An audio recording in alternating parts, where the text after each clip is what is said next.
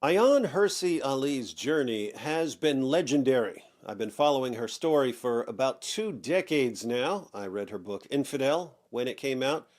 Then I read The Caged Virgin. I was already familiar with the short film she made with Theo Van Gogh, Submission. That film cost Van Gogh his life. It would have been very easy for Ayaan to back off of Islam after losing her friend, but she didn't. She started rolling with the new atheists and went after Islam even harder. Then, after being one of the main figures in the new atheist movement for many years, in 2023 she announced that she'd become a Christian. So she went from Muslim to atheist to Christian. That's a pattern we're going to be seeing again and again in the near future. And now Ayaan has become the prophet of common sense to a Western world that has lost all touch with common sense. In the speech she just gave at the art conference in London, Ayaan spent most of her time talking about the importance of nation states and of having a healthy sense of nationalism, especially when other forces are at work trying to destroy nations and build some global monstrosity. But towards the end of her speech, she went in a completely different direction. Let's have a look. But I have one more point to add, and it's the most important point of all. The nation state also needs Christian morality. The nation state needs Christian morality? She didn't get that from her time with the new atheists. I wonder if she can come up with a powerful analogy to help clarify her point. In Europe, Christianity remains, despite decades of secularization, the crucial operating system of society. Without it, the apps don't work. Christianity is the operating system of Europe. Without the operating system, the apps don't work. Europe declared war on its own operating system, and now the leaders can't figure out why everything else stopped working. When I came to Europe in 1992, fleeing a forced marriage that was part of a failed clan system, this was the type of nation state that I found. Wealthy, peaceful, stable, and optimistic, but still rooted in the Calvinist and Catholic traditions. She sought political asylum in the Netherlands in 1992, and she describes the nation back then as wealthy, peaceful, stable, and optimistic. Does that sound anything like Europe today? I had left the chaos of Somalia and other African nations where I had lived, where tribal, ethnic, and religious conflict had made it impossible to develop a healthy nationalism. What I found in Holland was truly inspiring to me. I found the same inspiration when I first went to the United States. The Netherlands and the United States were completely different from Somalia. For some reason, what could be taken for granted in the Netherlands and the United States was impossible in Somalia. Ayaan was inspired by Western nations. That's when the new atheists informed her that Western nations were great in spite of Christianity, not because of it. In fact, if they could just get rid of Christianity, the West would become even greater. But in the past 16 or so years, I have seen on both sides of the Atlantic a sustained effort to drive Christianity to the margins of our society. I believe this gamble on secularism will go terribly wrong. It already has. Yeah, turns out the new atheists had absolutely no clue what they were talking about. They were completely out of touch with reality. Instead of improving the West, they did massive damage by attacking the framework of Western civilization. Every successful nation has to be based on more than a constitution and a body of law. There must be transcendental stories that unites citizens to an ethical as well as legal code. For the West, that was the Judeo-Christian story of the Bible. Now let's have a quick Bible study with former Muslim, former atheist, Ayaan Hirsi Ali.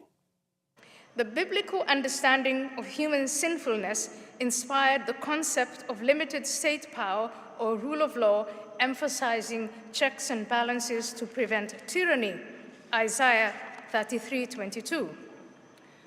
Governments are seen as instruments to maintain order and justice, but not as ultimate authorities.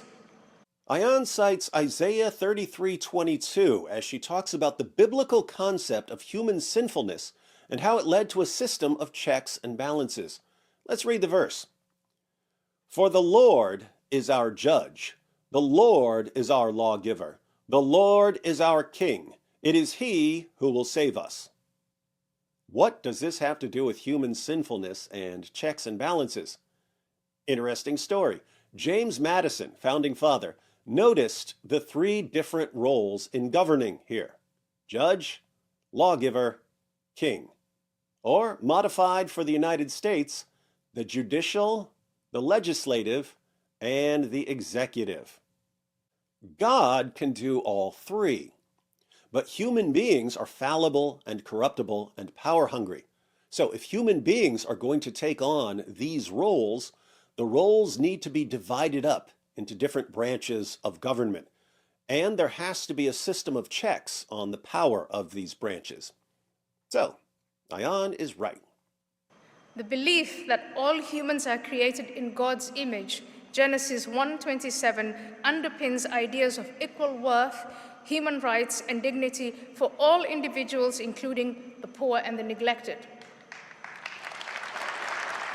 Genesis 1:27. So, God created mankind in his own image. In the image of God he created them, male and female he created them. Biblical teachings such as love your neighbor as yourself, Leviticus 19:18, emphasizes care for others and fairness in governance.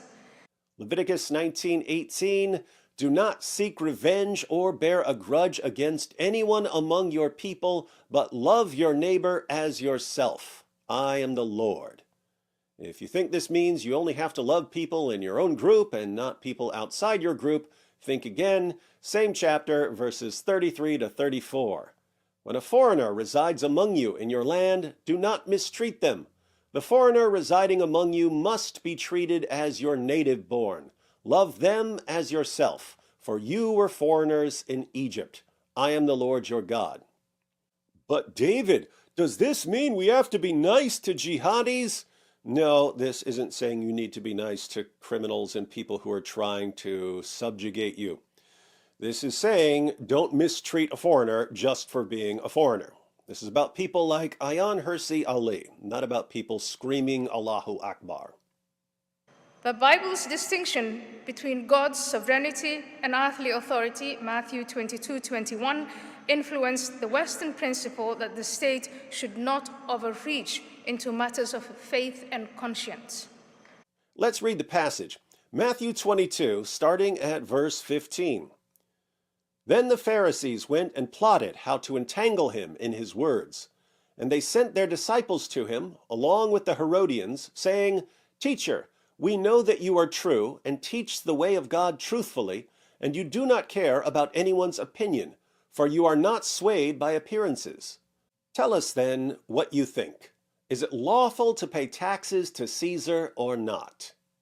This was meant as a trap for Jesus. The Jews were under the control of the Roman Empire.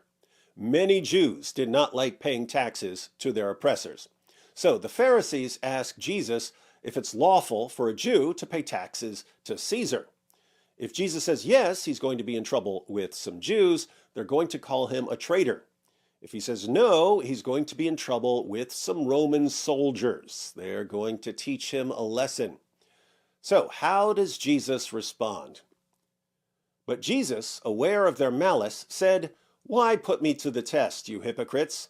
Show me the coin for the tax. And they brought him a denarius. And Jesus said to them, Whose likeness and inscription is this? They said, Caesar's. Then he said to them, Therefore render to Caesar the things that are Caesar's, and to God the things that are God's. When they heard it, they marveled, and they left him and went away. Render to Caesar the things that are Caesar's, and to God the things that are God's.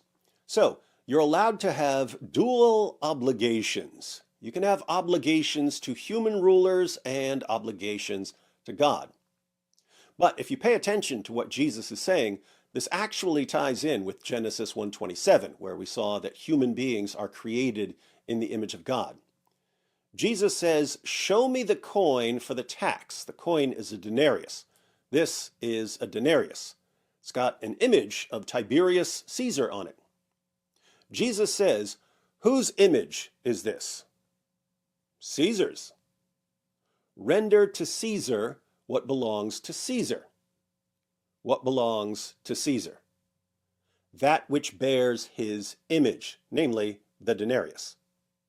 Render to God what belongs to God. What belongs to God? That which bears his image, namely you. You bear God's image. So, give the government the coin and give yourself to God. Biblical ethics stress that rulers and citizens are accountable to a higher moral law, ensuring that government acts justly and protects the vulnerable. Romans 13, 3-4. Romans 13, verses 3-4. For rulers hold no terror for those who do right, but for those who do wrong. Do you want to be free from fear of the one in authority? Then do what is right, and you will be commended. For the one in authority is God's servant for your good. Rulers are supposed to be servants of God for the good of the people. But if you do wrong, be afraid, for rulers do not bear the sword for no reason. They are God's servants, agents of wrath to bring punishment on the wrongdoer. These principles collectively shaped Western values like democracy, human rights, and constitutional government. That is why my message to you today, and the message of Courage.media, is to stress that responsible citizenship in the West is inseparable from Christian morality. Whoa! Did you catch that last part?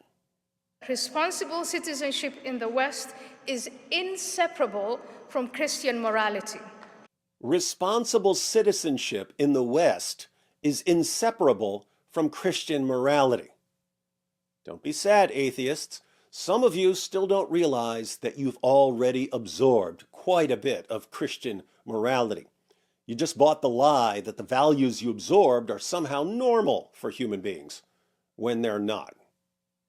Please, let's aspire to build or restore the nation states on which our security depends. And let's ensure that they run as they used to on that Christian operating system without which we can have no moral compass. Thank you. Let's make sure our nation states run on the Christian operating system without which we can have no moral compass. This lady used to roll with Richard Dawkins and Christopher Hitchens and Sam Harris. If you've been depressed about the direction things have been heading, you should be encouraged that people like Ayaan are breaking the spell. She was held captive by Islam, and she got out of it. Then she was held captive by the new atheism, and she got out of it. If this woman, empowered by the Spirit of the Almighty, can break those kinds of psychological and spiritual chains, what business do you have looking at your city or your country and saying, "It's too late for us"? Moaning and wailing time is over. It's revival time now.